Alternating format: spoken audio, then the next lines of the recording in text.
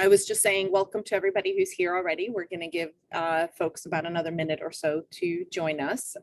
While you do, if you wouldn't mind, if your full name and organization is not listed under your little tile or your profile, if you go and click your little square, Robin tells me if you go to the ellipsis and click the more button, is that where we go, Robin, to update? You should be able to write your full name and your organization. So I work at the Kentucky Community and Technical College System. So that's why in the example you see that it says KCTCS behind my name. And that is the extent of my Zoom experience. If you need any more assistance, maybe somebody else can provide it. Welcome, welcome. We're glad that you are all joining us.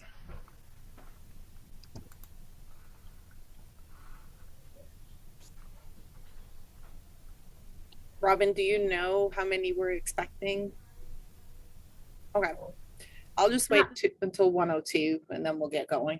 Okay, and Joette could maybe look at the tracking from the invitation that went out.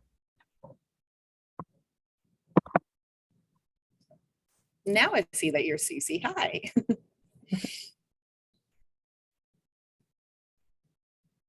All right, well, I said I would wait until 1:02 and it is 1:02. Welcome everybody who is here. We understand from the other work groups that this has been a really robust meeting and they have needed their full time. So we are going to go ahead and get the meeting started, and hopefully some more folks will join us as they are able. But welcome to the second meeting of the CEC's Early Post-Secondary Opportunity Work Group meeting. Want to kick you all off by just sharing what we're hoping to do today. The agenda is welcoming you, and then we're going to take some time to review the stakeholder feedback. Thank you to everybody who took time to do interviews and or focus groups or both. It was really excellent to get all of that information, and our partners have compiled all of that, and you're about to see, if you didn't get a chance to look at the slide that beforehand, what that all was about. Then we are going to break into some smaller groups and really talk about what we have learned, and there will be a guided discussion in those groups so that we can process the feedback and provide sort of our thoughts about that. And then we are going to talk about, well, now that we know this, and now that we sort of have a better scope of what is going on, what do we specifically as a group want to accomplish? And that will be the second half of the meeting. And again, I think we're going to get there. If memory serves me right, I just came back from vacation, but if memory serves me right, we're doing that for work groups as well, but Robin will help correct me if I'm wrong. And then we're going to wrap up. So hopefully you are all ready to first listen, but then to dive in for discussions and provide your thoughts and make this a really productive meeting. Robin, did I miss anything?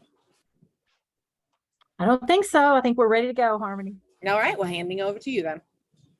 All right, well, I'm going to hand things over to Lauren, who's going to give us a little bit of a background on the Commonwealth Education Continuum, kind of the history of that and how it connects to the work that we are doing. So Joette, if you'll go on to the next slide, that would be great. Lauren, I'm going to hand you the baton now.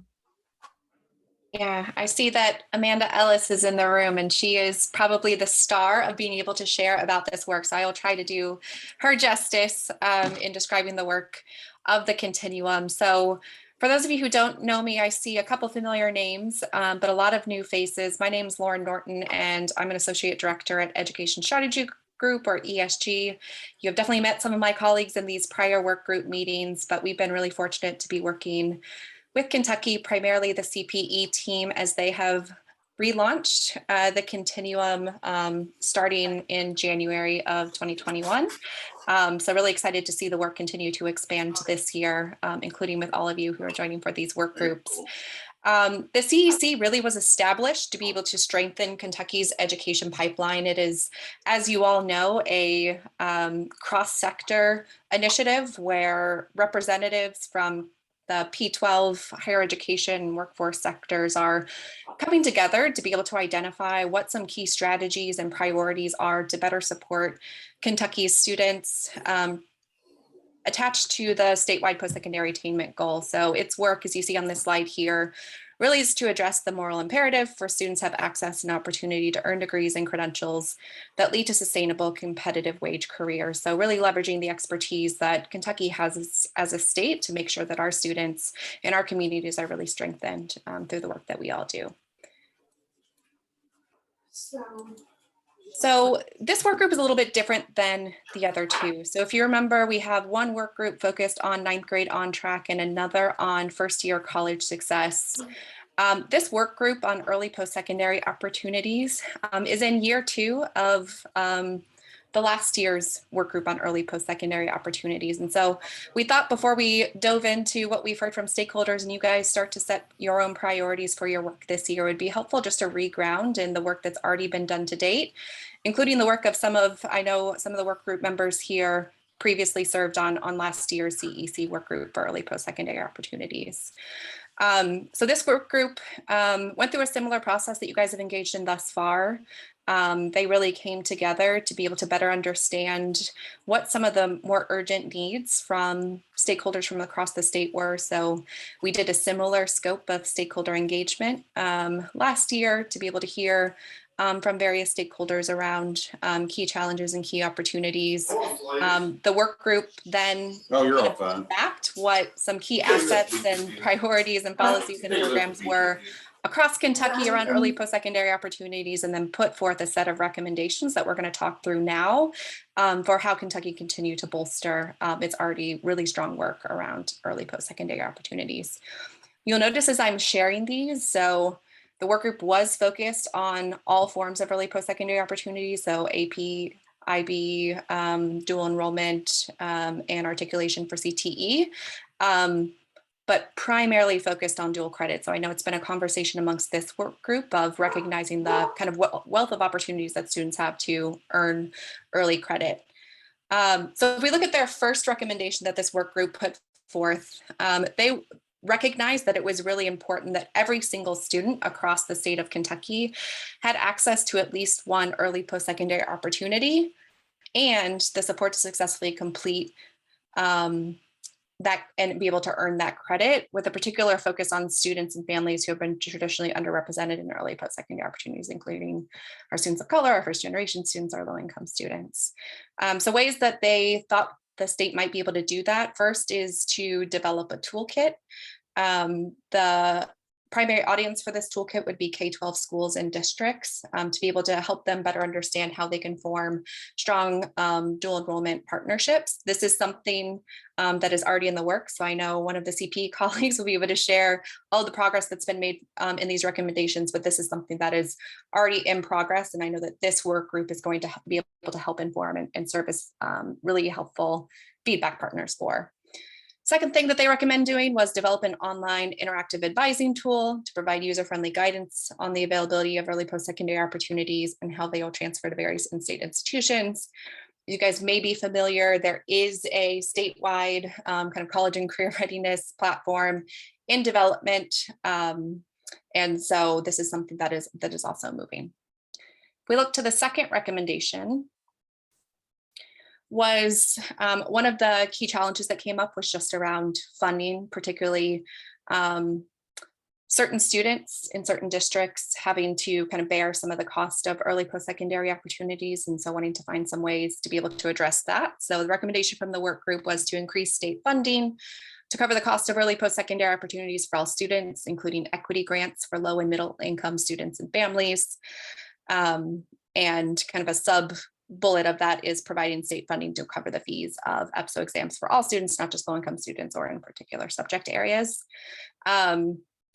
This is something that I think wasn't prioritized from a funding perspective. I think it's something that we wanted to learn a little bit more about. It's something that other states have done, but I think it's a recommendation that this group, if they felt it was worthy of moving forward with, could consider how it might be implemented. And the next priority was to strengthen local and regional partnerships among high schools, post-secondary institutions, and the workforce to expand access, advising, and support to early post-secondary opportunities, primarily through reestablishing the Dual Credit Advisory Council to revisit policies and guidance around partnerships. This also is something that I know there's been a continued effort. So I think the Dual Credit Advisory Council is being reestablished, and this group will be, so everyone here will be really foundational to also being a really valuable feedback partner on how we can strengthen our policies around early post-secondary opportunities.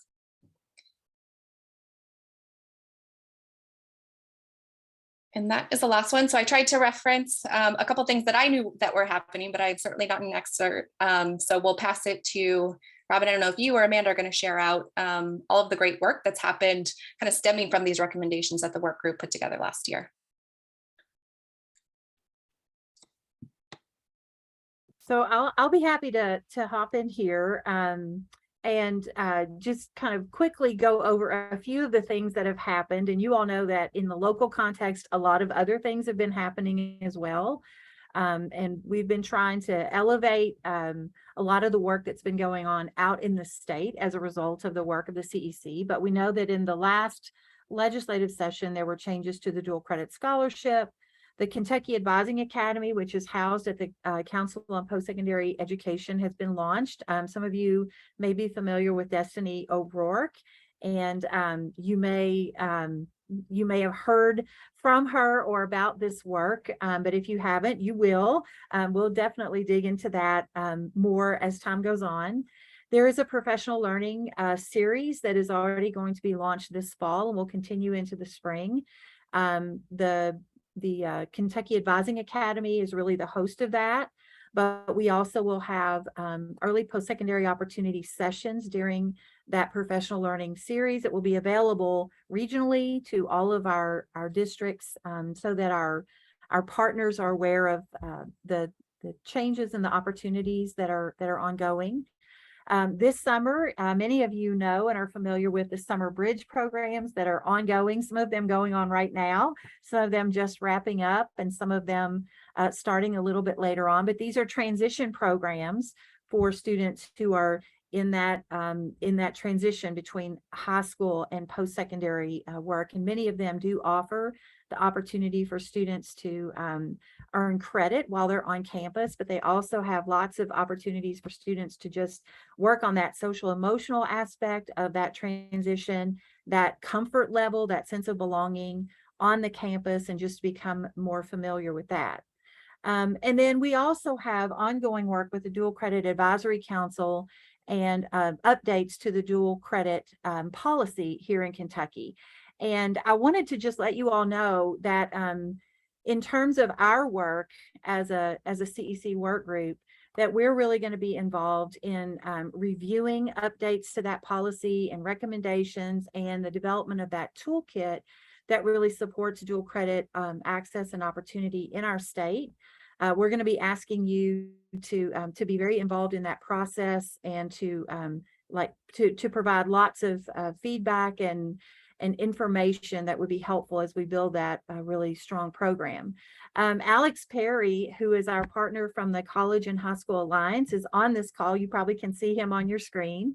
And Alex will be reaching out to you all via email to set up a time to just talk with you individually, because in the same way that we've been reaching out to stakeholders to get feedback about early post-secondary opportunities in general, Alex will be reaching out to you so that he can hear specifically from your context recommendations and ideas or thoughts, innovations that you have around the dual credit work that we're doing here in the state. So be watching for an email from Alex to set up a time to chat with you about this work, so that he can not just hear from us as a group, but hear from each of us as individuals about our preferences and ideas and thoughts around the work we're doing in Kentucky around dual credit.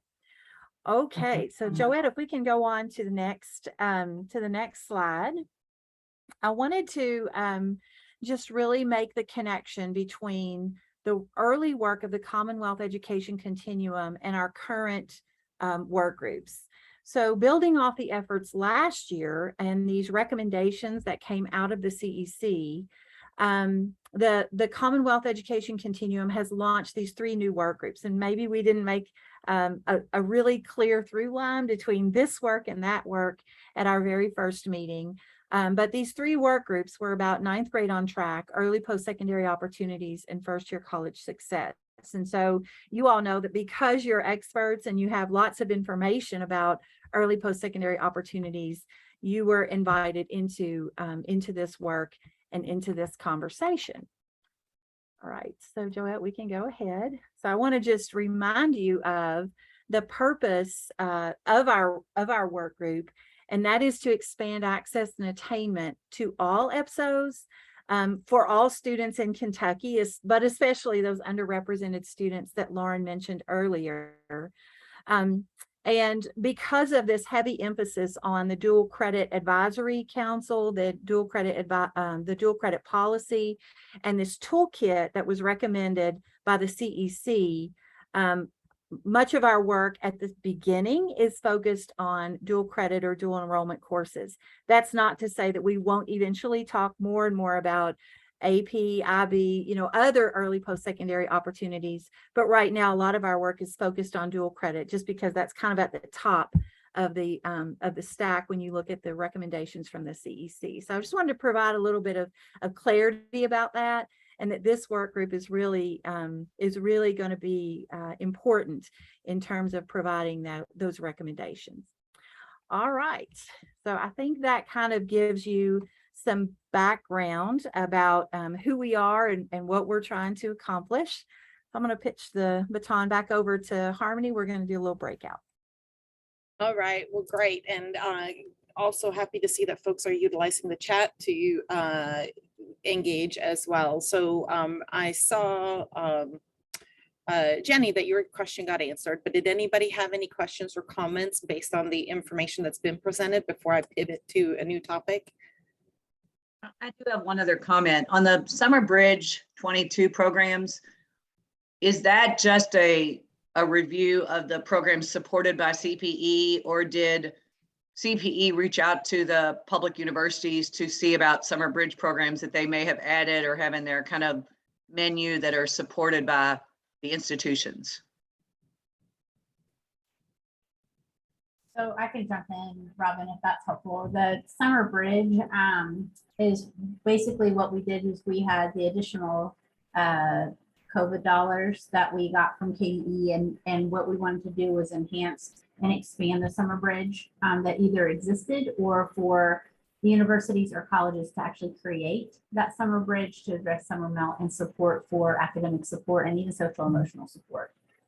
So I don't know, Jenny, if that answered your question. And then what we did between last year and this year is that we didn't limit it to one application per institution. We actually allowed there to be more, which was helpful, because that allowed, like, U of L has more than one, and I don't remember the other, maybe Western, someone else has an additional Summer Bridge that actually focuses on either specific student population or a major. Like I'll use U of L as an example, like the future educators, there's a whole Summer Bridge specifically for them, which looks simply amazing. I would love to be there in their Summer Bridge right now. And KCTCS really took advantage. We have public and private.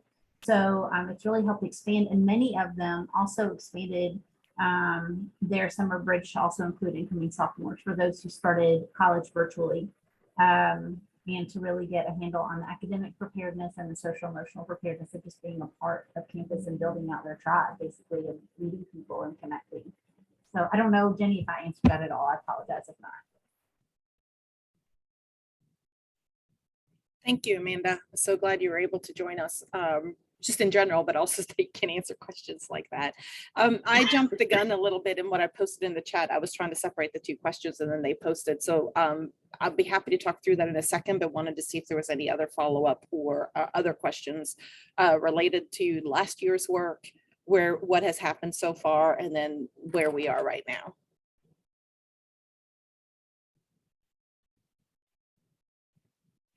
seeing none, I am going to then prep us for, we're going to do 4 breakouts for about 10 minutes, and Joetta is going to send us into the breakouts and all the technology magic will happen. But just to let you know, in these breakout groups, we want everybody to talk, basically answer 2 questions.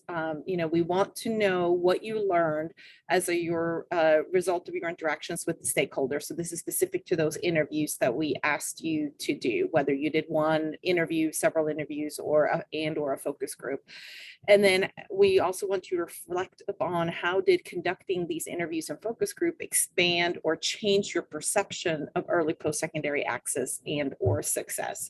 So these are random. If somebody feels compelled to guide the conversation, we'd love for you to step up and do that. Otherwise, know that this is just something we're hoping you all will have a chance to weigh in on, and we will allow a couple of minutes for sort of sharing out when we come back. So please, somebody be prepared to do that.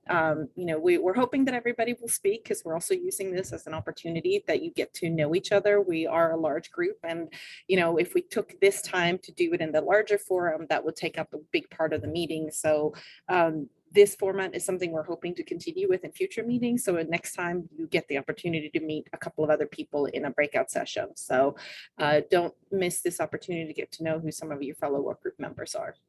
I don't know if you're going to get a slide or not in the breakout. I can't remember. So if you need to copy and paste the 2 questions I put in there. What did I learn about the early post-secondary as a result of my interactions with stakeholders, and how did conducting the interviews focus group expand or change your perception? So so pausing to see if there are any questions about the assignment. All right, Joetta, I think we're ready for the breakout group magic. And then I think we have a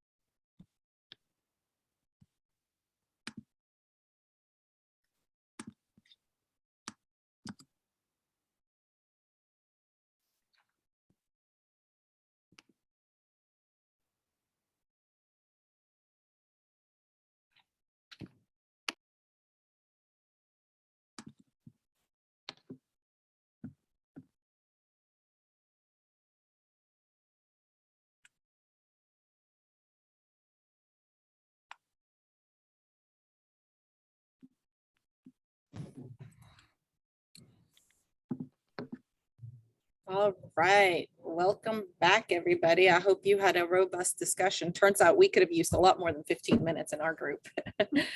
So going to hand it over here to Lauren momentarily so that we have time to listen to her presentation, because she's going to summarize really what everybody did. But and I think it'll be interesting. We talked a little bit about wondering if there were any holes, like was there a particular group that didn't get met, etc. But we had a couple of underlying themes in our group. So let's just do a really quick round robin. I'm not sure. Sorry, Robin. I don't know if you like or hate that. I really hate that expression, but go ahead, Harmony. I will be more mindful of that. I'm not sure who was in what group, and I don't know if you know who you were in that group. So I am just going to call out on people and say, if you can give us the 30-second version of maybe the overarching theme. So I will take, the speaker's prerogative and call on my group and ask Jenny to really give sort of like the 3 takeaways that you shared. So advising, the need for better advising, consistency on the quality side. Actually, I'm going to do that 4th one, Harmony. I'm going to throw in the one about Gen Ed. The faculty who teach Gen Ed courses really thought that there was too much messaging at the high school level, that Gen Ed was just something to get through. And that somehow or another, if you're going to deliver this much of the Gen Ed curriculum at the high school level, we need to help high schools articulate the purpose of Gen Ed. And then the last one was budget issue. So we're on an instructional unit budget model. And English, for instance, has seen over the last 3 years, has seen a 30% decline in the number of sections of English 101 that they're teaching. So it is one of the unintended consequences has been budgets, which we think particularly hits hard in our arts and sciences, liberal arts types of colleges. Thank you. And of course, there's a lot more we can delve into on this, but I will. So Robin, I'm not sure if you're the spokesperson for your group or if there's somebody else. I'd love it if Lisa or Jennifer, if one of you all would come off mute. Stephanie didn't hear the whole conversation, so maybe Lisa or Jennifer, one of you would report out. It'd be great.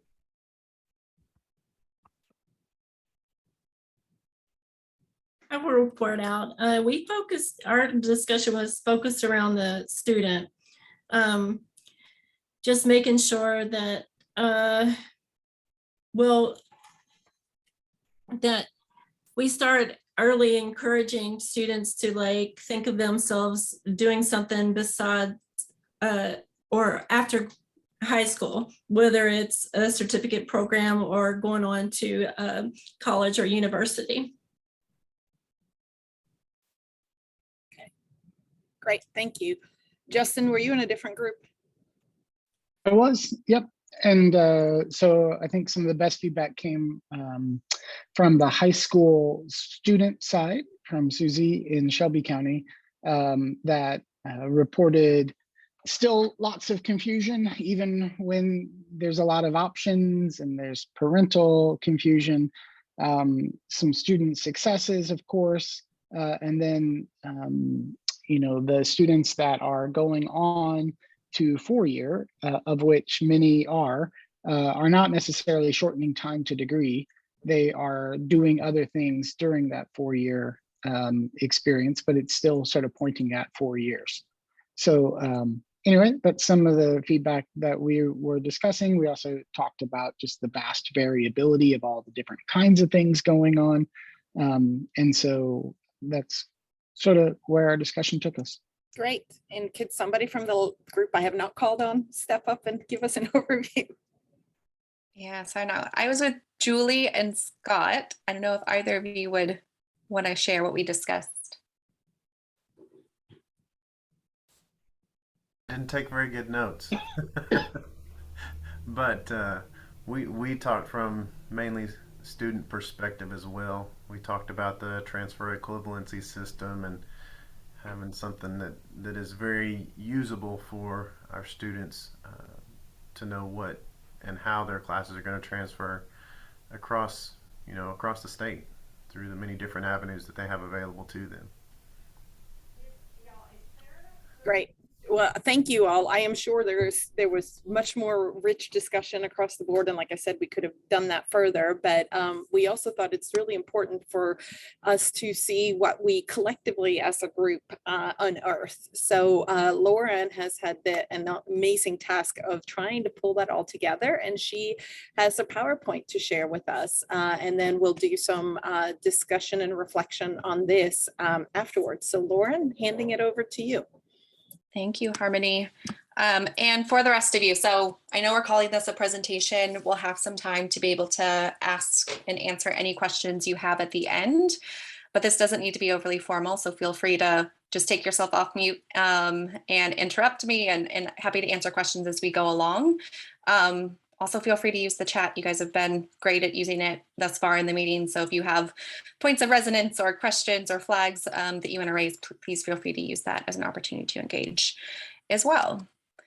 So I wanted to start just with framing who you guys talk to. Very, very impressive. I think speak on behalf of both of the co-leads that we are incredibly grateful for the time that you took to be able to speak with a number of different stakeholders. As you'll see here, you ended up talking with 38 different stakeholders, primarily in the K-12 space, though did have a number of different folks that you talked with in the higher education space, and mostly students and families. And so I think ultimately who we're trying to serve through these early post-secondary opportunities really is the primary focus of the conversations that you guys had.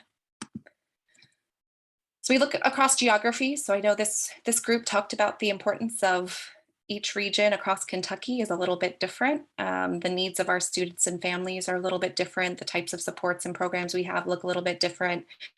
So we wanted to make sure that we had good geographic spread. And overall, I think you guys did a pretty good job.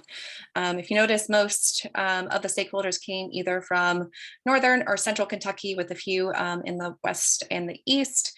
That said, we will note, so if you notice the footnote at the bottom of this slide, we didn't define what these regions were to you, so we know that it's pretty subjective. So probably there was a little bit stronger geographic representation across the board than you see reflected here. But I think overall, good spread.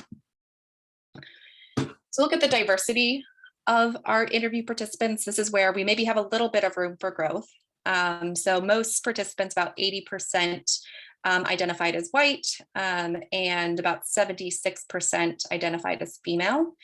So generally, I think the K-12 student enrollment in Kentucky generally is around 70% white. So this is just a little bit higher than that in terms of the students and families and practitioners that we talk to. But you guys also had diversity elevated in other ways. You guys shared, maybe I was speaking with a white middle-class high school counselor, but they work for a district who primarily serves low-income students. Or in my student focus groups, I primarily focus on BIPOC students or rural students. I represented the needs of first generation or low-income students or students with different abilities. So overall, I think the experiences that we hear are pretty reflective of the diversity of Kentucky, but just how folks identify and who we talk to wasn't as diverse as originally planned. But overall, to say, right, we didn't go in with planning these interviews with, being able to check for diversity and geographic representation and role differentiation at the outset. So given that you all just reached out to folks who you really wanted to engage in the work, really, really impressive across the board. So again, big, immense thanks. For the rest, wanted to highlight what I kind of see as the key themes. You guys had a lot of really rich conversations, and so there are a lot of topics that came up. So you'll notice that some of these kind of sub themes can not just fit into one bucket, but are pretty cross-cutting across these themes, but wanted to at least give us a way to start to organize our thinking around what we heard and what we might do with it, particularly as we think about the toolkit and the dual credit policy. So you'll see the 5 key themes here. I want to start with equitable access and success.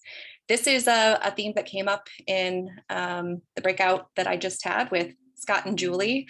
And I see equitable access from a couple different standpoints. So first is just in terms of preparation. We heard primarily from practitioners that having strong academic preparation, which includes not only kind of content knowledge, but also some of those college readiness skills like time management and study skills, were really important for students to be able to be successful in their early post-secondary courses. But that said, the students who tend to participate tend to be those high achieving students. First generation, low income, underrepresented, and other kind of average performing students often weren't being advised or considered for some of these early post-secondary opportunities, creating some inequities in terms of the student populations across these courses. Also saw a couple barriers that students and families faced around just the entry requirements. I heard variability come up as a theme in some of the breakout sessions, and I think this is one of those places where we saw that. So primarily counselors who were working with schools with large populations of low-income students or first-generation students, students of color, said that the GPA and ACT requirements for early post-secondary opportunities were a barrier for their students being able to participate. And I know you also heard from both districts and higher ed representatives that those entry requirements look different by school, by institution, and by district. We recognize that partnerships are critical to being able to have strong, primarily dual credit partnerships. One is to develop the capacity and ensure the credentials of our dual credit instructors. Both on the K-12 and the higher ed side, we heard that there's a shortage of teachers with proper credentials to be able to teach dual credit courses, which is making it difficult for them to offer more courses to students. And we even heard this from parents. So parents are recognizing that this is a need, and they're seeing pretty high turnover among their teachers in their early post-secondary programs. Overall for partnerships, heard both on the K-12 and the higher ed side. When you have a really strong higher ed partner in your district or a high school, that's foundational to your success and being able to offer strong programs for your students. But again, we see a lot of variability here, both in terms of district interaction and higher ed interaction in those partnerships. One thing that we heard a lot would bolster some of those partnerships is data. We primarily heard this from our high school counselors who said, you know, if I had better access and more timely access to data in terms of how my students are performing in dual credit courses, I'd be able to support my higher education partners in providing kind of in-time support to them, and be able to understand the impact and make a better case for expanding some of these programs at my campus.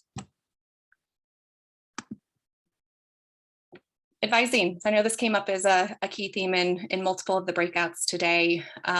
Students and families just need more information around what kind of early post-secondary opportunities they have access to, how to access them, and how to be successful in them. So definitely increasing the type of communication that we're providing to students and families, and providing it a little bit earlier too, so that students aren't getting this information by the time they're juniors or seniors, but are really building it into their post-secondary plans once they enter high school. A couple of the things that kind of served as information gaps for students and families included the benefits and risks of early post-secondary opportunities, how to choose between them. So if a district offers both AP and dual credit, how do I know what's best for me as a student and what is going to be able to transfer to what I want to do after high school? Financial aid, so how to be able to afford these different credits. We know the state has really expanded access to being able to cover the cost of these courses, but no, still there are a number of other courses, so fees, transportation, books, that eventually can add up and can become a barrier for some of our students and families.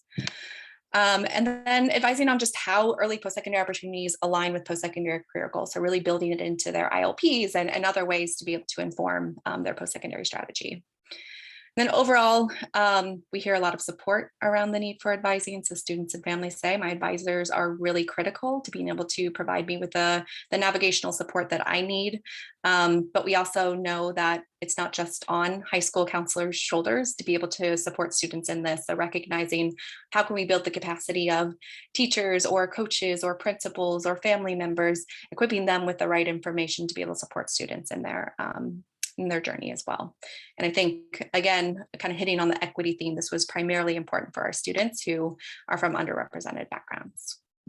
I think here, I really think these two quotes really hit home some of these key themes. If you notice, the first is from a parent. Said, my child doesn't face the barriers that many do because of my background in higher education. However, many Black students are not given the opportunity to participate in advanced courses. When I use my work email to inquire about my son's academic performance, I get a very different answer than when I use my personal email. We heard from a high school student, we had no communication from anyone at school about AP or dual credit and how it aligned with our career goals. I told them I was interested in being a physical therapist or occupational therapist. They just enrolled me a bunch of social studies and psychology classes without telling me why. I was so confused. So making sure that we're really empowering our students and families with the right information that they need. So Lauren, I'm gonna do what you said we can do, and I'm gonna Please do. If we could go back one slide, because there was a quote there, the top one. Yep. Kids in dual credit and AP classes are cherry picked. If a student doesn't have a strong advocate, there is little hope that they get into the classes. Students are given special treatment if parents are involved in PTA. And I know we're not here to beat up our schools, but if I have a student and I am a teacher or a counselor, most likely my student is going to know what they need to do to move forward in their education. But our students, and not just some, most of our students in Kentucky are in the free reduced lunch range. And we've got to do a better job of talking to these kids about opportunities to better themselves, because I'm a firm believer. I am a product of education pulling me out of poverty. And I did not have parents who knew how to support me when I went on to college. But it's very important that kids be encouraged and know that there is a place for them in any opportunity to further their education, whether it's a certificate, college, or university. So I think, let's not skip over this detail, because kids need to be encouraged. And if I don't have a family member who is in the know, the ins and outs, they are getting left behind. Yeah, I think that's incredibly well said, Jennifer. If folks have other points of resonance, I think we should put a pin on that as we get into breakouts and start talking about key issues that we want to make sure are included in this work group's recommendations. But 100% agree. Lauren, I just want to take a quick moment and just reinforce. I think, Jennifer, you're the one who just spoke, right? I'm sorry, I don't have the speaker view on here, but I heard similar things, both from students, but also from parents in my interview. So I don't think you are alone in expressing this concern or hearing this need. So just wanted to reinforce that.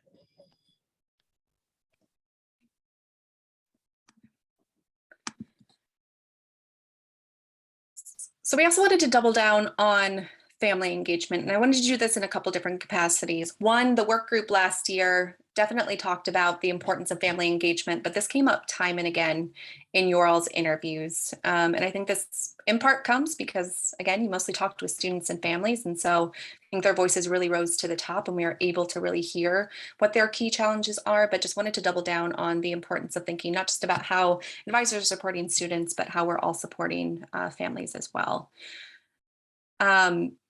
So we see this in a couple different ways. So one, counselors are recognizing that without parental involvement, it's going to be really difficult to be able to improve student outcomes. And so how can districts and higher education institutions really kind of lock arm in arm and be really valuable partners with parents to support students? We also heard from students that parents and family members are really key to kind of shaping their college and career identity and kind of shaping what they want to do next. And so that includes early post-secondary opportunities. And so students also see their parents as important partners.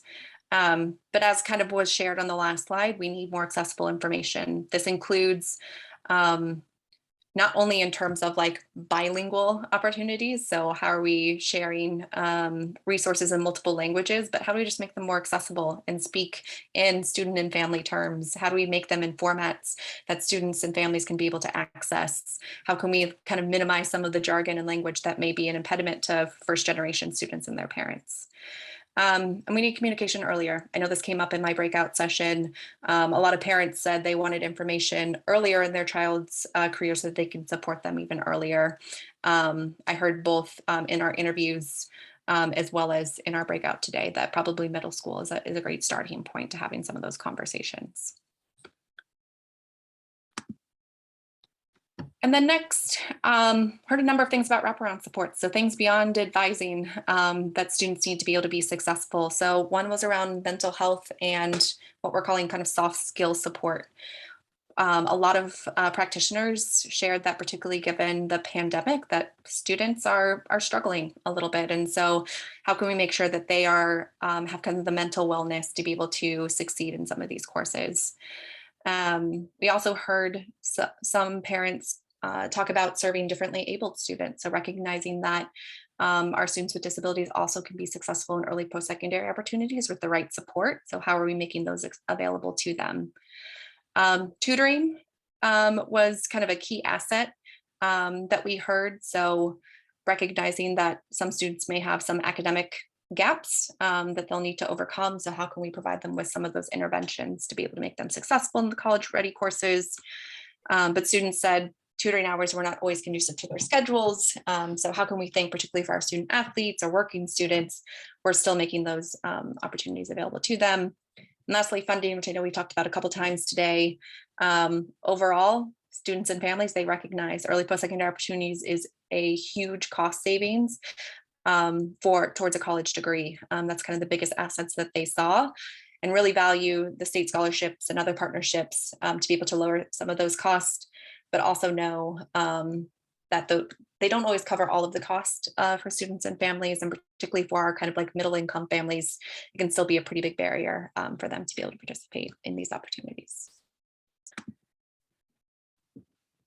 Kentucky, I will say, is a leader around early post-secondary opportunities across the nation. I think you guys have a lot to celebrate. So I know a lot of what we shared out was kind of focused narrowly on the challenges, but wanted to end on a high note of some really great work that's happening across the state that came through in your guys' interviews. First was equity-focused partnerships. So you'll see one that was cited is with Bluegrass Community and Technical College. They have a specific program focused on Latinx students, where all of their students in a cohort take the same kind of humanity and history course and provide kind of the same support for those students. UK has a Next Generation Scholars program that aims to build confidence in students who do not see themselves as college material.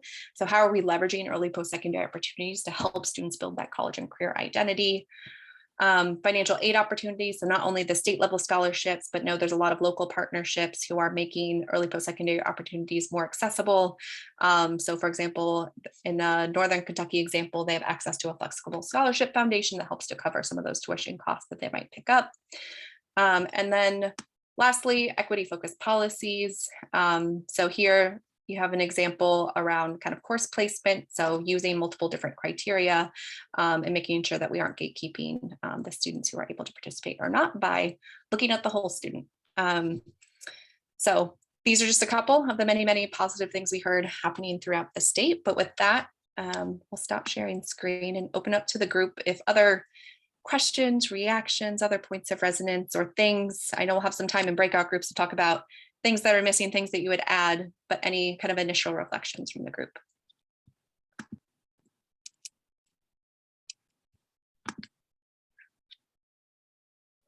I do think, Lauren, I think about, I think it was Justin's comment that we had in our breakout, that it isn't just one thing, but it's many things. And I know he was talking initially about just early post-secondary opportunities. And I think about just the topics that were brought to the key terms, and those are all deep. You have to dig into each one of those buckets a little bit that are just about dual credit. And I think it's a lot to take in. And I think, the blessing and the curse is we do have opportunities, right? Like it's exploded in Kentucky of the different options, but just to ensure that it really is accessible and it really is well advised, and that there's a great intention and intentional outcomes with those opportunities, I think really is interesting to me. I don't think anything shocked me, but it does bring to light why we need to have this conversation, and the policy needs to be updated, and the folks on this call and the voices that were elevated really need to drive this work. So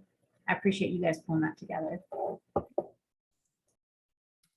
I think what I see is some that was mentioned also from the initial breakout groups is just this need for basic information and understanding to major stakeholders, whether it's students, parents, advisors, and more. But really understanding what the differences are between, we're really talking about 4 opportunities here, right? AP, I know we asked about IB, but I don't, and there are IB offerings, but I don't see them being as prevalent, but certainly not excluding them, but right? But like, what is AP and why would you want to do it? And when is it beneficial? Same for dual credit, same for articulated credit. And I know I'm leaving something out, but I think just that, first of all, basic understanding. And I think the other thing that I heard a lot that was, I'm looking at the quotes and I'm like, oh, was that from me? No, it wasn't. So somebody else heard the exact same thing I heard, right? Which is this notion that it seems to be sort of, whether it's the cream of the crop or the cherry picking or whatever you want to see, it is not a universal message, and it needs to be a universal message instead of a targeted message. And I think part of that message is understanding not just the what's, but also the costs, because some have costs tied to them and some do not. Like articulation, well, maybe there's an association, their fee with, depending on what the third party credential may be, but maybe that's a lower cost, right? So I think having the cost options, but then even the benchmarking options.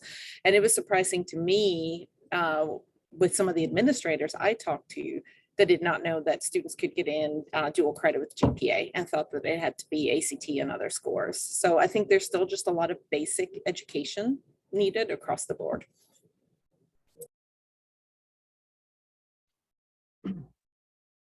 Okay, well, I think it's time for us to go back into some breakout rooms now and have a deeper conversation around what we've heard today from the stakeholder feedback. And also when we kind of zoom out and look back at the big picture of all that we have seen and heard about today. So Joette, if you want to go ahead and create about 4 great breakout groups, I think that would be great. And what you see on the screen are 4 questions that we'd really like for you to talk about. Certainly don't limit your conversations to these 4 questions, but these are just to kind of get the conversation started. So we're going to think first of all about those CEC recommendations that we heard about at the beginning that came out of the previous work that was done. And are there still things that we need to take some action on? Do they encapsulate everything we've learned from our data and stakeholder feedback? The questions will be on your notes, note-taking Google Slides, so you'll be able to see those here in just a second. You're also going to talk about what data or other voices are we missing? And I know that Stephanie already brought up that we've not really heard from employers about their thinking around this work that we're doing. And so that definitely would be a voice we want to elevate. What new questions does the stakeholder feedback bring up for you? How will we answer these questions? Do we need to go after some additional feedback, or how will we find the answers to these questions that we have? And then we'll just think about some of the recommended action steps that are included on our one-pager and also coming out of the CEC. And what would you add to that, or how would you change the direction that we have at this moment based on all that we've learned today? So again, these are questions to kind of help get your conversation started, but certainly we don't want them to be a limiting factor. So I'm going to, in the chat box, I'm going to send you all a couple of links. The first one is a link to the Google Slides. And so depending on if you're in group 1, 2, 3, or 4, you'll type in some of your notes on slide 1, 2, 3, or 4. It'll correspond to whichever group you're in. And then we also have a link to the member resource folder.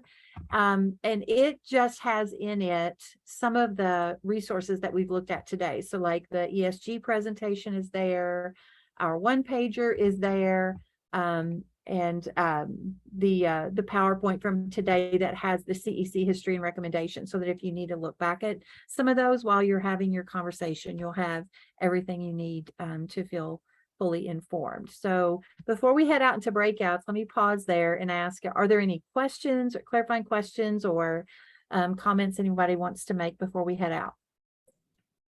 Robin, do you want to tell everybody about how long the breakout's going to last? Yeah, absolutely. So we're going to give you all 20 minutes to have this conversation in your breakout rooms. And if you would designate a note taker, maybe it could be the person from CPE or one of our facilitators for the meeting who could maybe be your note taker, so that you all can fully devote to the conversation. And then you also want to identify a spokesperson, because when we come back, we're going to share these slides so that everyone can kind of see all of the thinking that's coming out of each group. So 20 minutes. Identify a spokesperson and a note taker. And any other questions? All right, Joette, I think we're ready.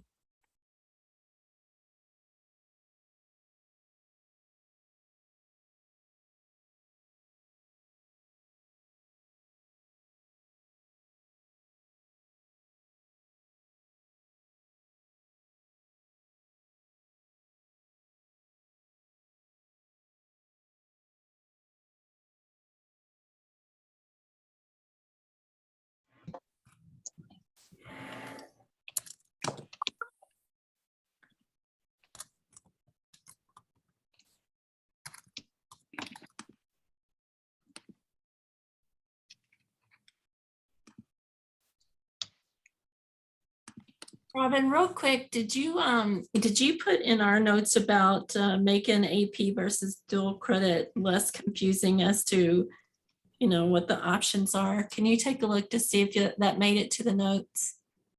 I did, yes. It's on question 3. I'm not sure if that was the right question to put it under, but it's there. Thank you.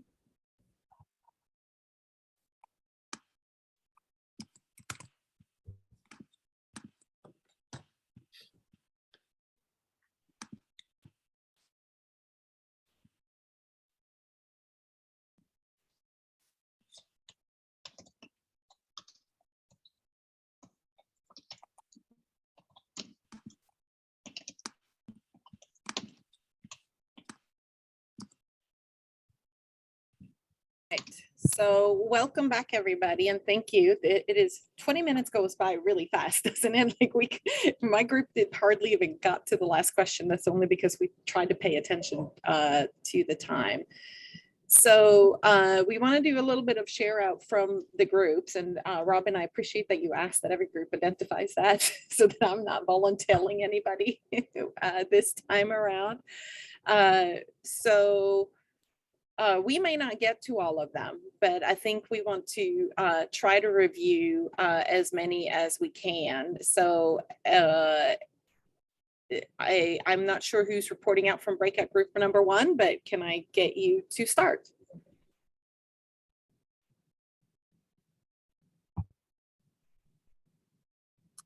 Lisa, do you want to do it since Jennifer did it earlier? Sure, absolutely. Stephanie, somebody, that was our last thing, Harmony. We didn't get to it. We had 13 seconds left and it ended before we could decide. Well, at least it's you volunteering, Lisa, yeah, not me. Yeah. As you can read, I won't read them to you, but I think the first one, we talked a lot about just college students needing grit. High school students need to be proactive, and we have to do our best to remove any barriers. We came up with a thought about, instead of having just 3 qualifications for them participating in dual credit, maybe they have 8, and maybe they have to meet 6 of those 8 in order to participate in dual credit. As far as, let's see, the second one, we talked about employers, needing some feedback from employers as far, they weren't included in the surveys. And I think we go on to the second slide. We needed 2 slides for us. The criteria for taking dual credit. There's still some confusion on what is needed. Like some courses need ACT scores, others don't. It's just a lot of information. We're talking about how to get that information to students and parents early in the process, just so they can prepare and be aware of what to expect. We also talked about the bursar's office, that we felt like that might be a voice that we're missing. They do a lot of the tedious work of getting those students the scholarships, so we thought that they might have some good information for us. Other than that, am I missing anything? The rest of the group, Jennifer? No, I think that about covers Okay, it. I think those were the big highlights. We have some other bullet points, but those were the biggest highlights. Awesome, thank you. Any reactions to that, or do you want me just to keep on going? All right, we'll do reactions in the end, and I'll keep on going with breakup group number 2, which was actually my group. And I don't know why we had font issues. I apologize for that. That's just how it worked out. And I'm going to be the one to just sort of share. So we felt like we could have probably taken 20 minutes to discuss any one of these. So we just sort of hit it at a high level, but please understand that these are not exhaustive, but happy to see that some of the things we did not get to, other groups discussed. So maybe that's the purpose of this whole exercise. But in terms of the CEC recommendations that we need to still take action on is funding. You know, we're really, really happy about the fact that the dual credit scholarship now has gone to the rate has gone to 50% of KCTCS tuition. But for students, we think think what still is missing is, non-tuition costs, whether it's, equipment fees, testing fees, or other things. There's also fees associated with non-dual credit that I don't know, that we're not sure has been met yet. Particularly around testing fees, but then there's also fees for institutions. The 50%, the other 50%, if we are talking dual credit, like how do institutions recuperate that? There's no mechanism for that. But then also for, going back to that issue that was highlighted in the previous conversation about the teacher shortage, there really isn't any opportunity for teachers, besides maybe some technical, to get take the courses that they need so that they can be eligible to teach dual credit. So, getting either some scholarship or funding available for that was another one. So we think there's still a lot of work to do for funding for all stakeholders and across the board. In terms of data or what voices we're missing specifically, and maybe we didn't put this in the right place, and maybe it's in terms of like what next action step, but we really felt like what we heard, a common thread from the overview was just this need of college level advising, but it's also not just college level advising, but program advising, right? So a student might take a math course knowing that, well, of course I need math, but if they want to go to a particular program, I'll use the Speed School of U of L, for example, that requires a particular math course, and they may not even want to take a course that is at an institution that wasn't their school, right? So it's so complex, this college level advising, but since the whole point of dual credit is for students to get that leg up, we want to make sure they take the right courses. So how do we help people understand what that is and where that information is? In terms of specific data, we wanted to know if students who take early post-secondary opportunities actually graduate sooner. Sort of to Justin's point earlier, where he said, well, they still sort of stay for 4 years, right? So we keep on saying this is one of the benefits, but is that really what we're seeing happening? And are they saving money? There is a sort of anecdotal evidence that maybe what's happening is that these students have more multiple majors or degrees, but don't necessarily graduate early. The other question we had is for those non-terminal courses. So using English 101 to English 102 was the easier example, but really we see this very prevalent in math.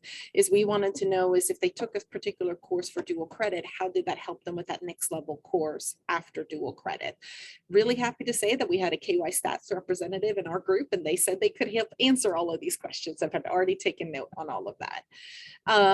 We did not have time to review the one pager, but I will say that we had actually really robust discussion about one specific small problem, but if we solve it, we think it could really be beneficial for all, at least public institutions.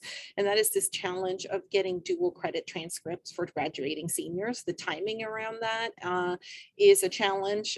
Again, we got an example from U of L where right now they're looking at more than 400 students. They're still waiting on transcripts on that have, planning on going to U of L, but they don't know exactly what courses they've already gotten for dual credit. And then there's inconsistency on how dual credit or how these courses are reported, right? So when it's English 101, that's probably, that's our KCS course. But sometimes you find out after the fact that English 4, which is the high school class, actually turned out to be the dual credit course. So that's one very specific example. That's it for my group. Who's reporting for group 3?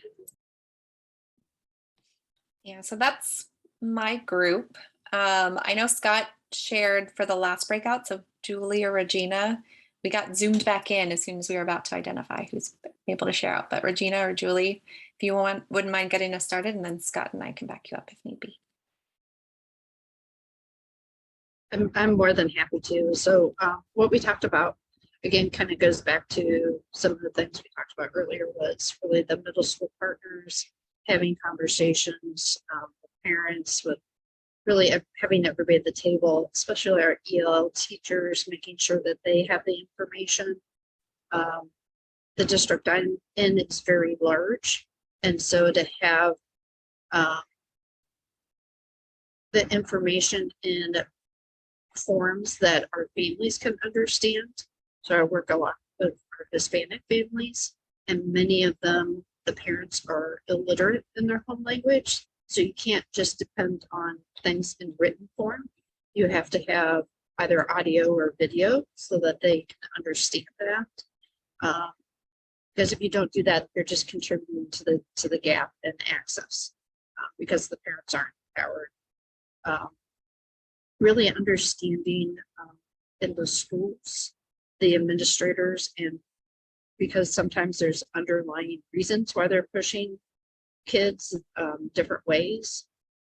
I know some of them are pushing towards AP because it makes your high school look good. If you have lots of AP kids taking AP courses and they score well, was that necessarily the best thing for the student? So keeping the focus on the students and what's best for them and for them individually, and really doing partnerships. There's so many community partners out there. I shared that with one of our high schools, the kids who are on free and reduced lunch that don't have money for dual credit, our Rotary Club has a scholarship for those students. So the principal can call, the treasurer for the Rotary and say, hey, I've got 2 students that need their dual credit classes paid for, and they write a check. So that's funding is a big issue, and being creative and having partners to be able to address that.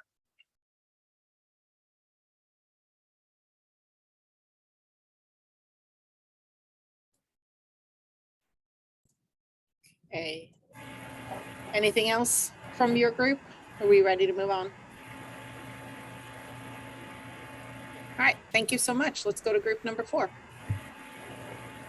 So I totally failed. Do not judge all the font changes. We did not identify a person to present, so I will defer to Susie, Justin, or Trinity if they want to present. And we did not get to questions 2, 3, or really 4, but it kind of all fits in there because it was I thought it was a very robust conversation just around a lot of our topics. So do you all want to share, or do you want me to jump in and then you all can correct me if I've forgotten something?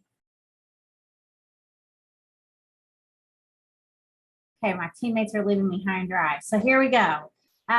So I changed this around even a little bit, Trendy, or not Trendy, but Harmony, just because the font was so tiny, so I apologize. But one of the things we talked about in the first was just about the need for that online interactive advising tool, which also led to just the need for support around counselors or staff who are helping to advise students and knowing what to do. That took us into the conversation about just families knowing and students feeling worthy that they're even eligible, and what the benefits are. Susie shared the example in Shelby County where they did outreach of students who even were well prepared, and so just yes, the A2C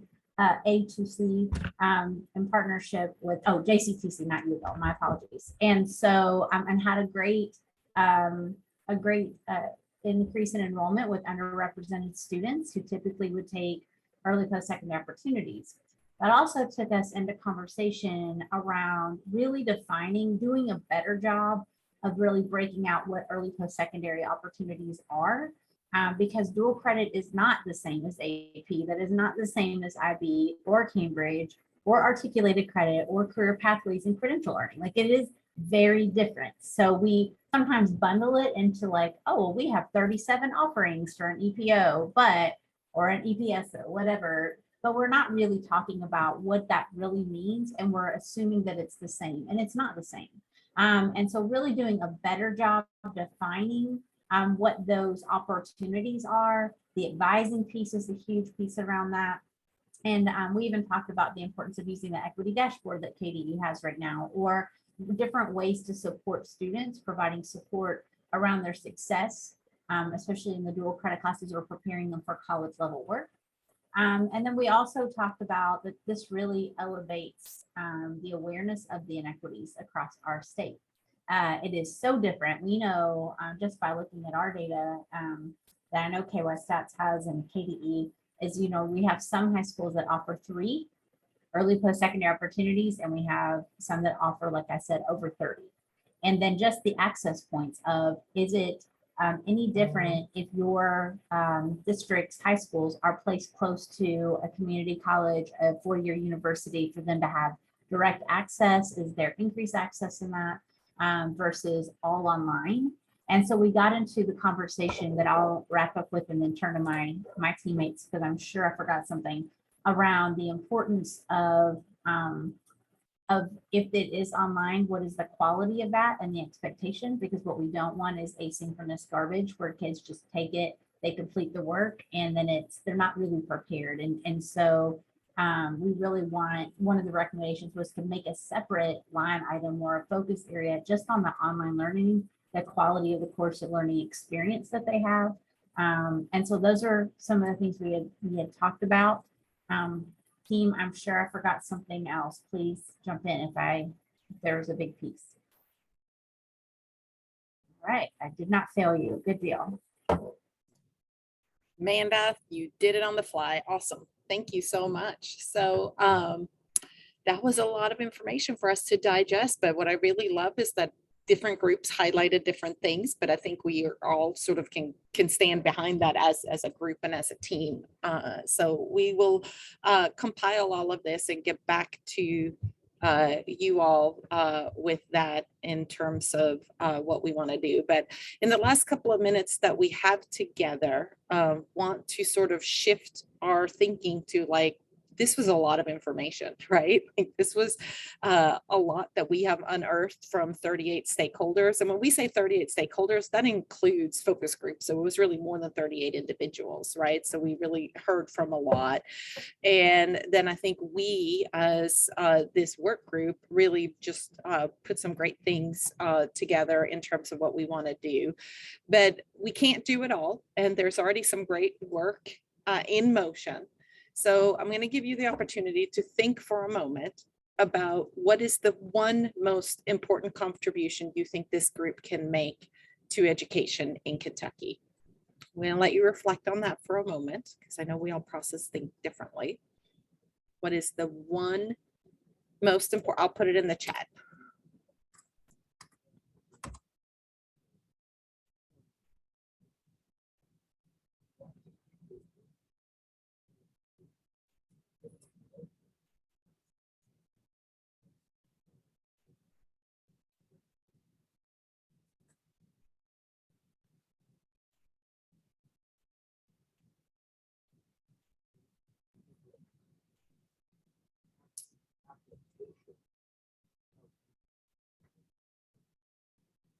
Time always go much slower when you have silence. But what we want to do is if each of you will type what you thought of, but don't hit submit yet, because we're going to want all of these ideas to come in at once, right, Robin? This is like a waterfall type exercise. I've never led one of these before, but we'll see if it's going to work. So if you will type, but don't hit the enter, what you think is the most important contribution this group can make to education in Kentucky.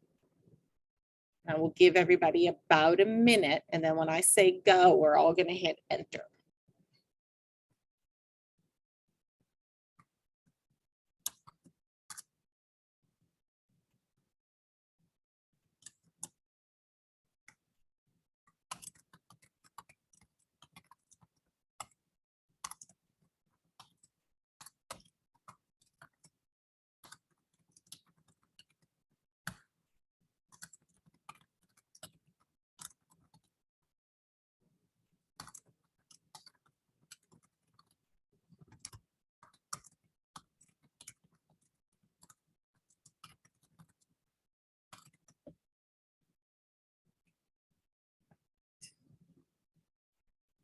Looks like some folks may, well, I'm assuming you're still typing. You might be already looking at an email or typing a response to something else, but I'm going to give about 15 more seconds for you all to finish typing.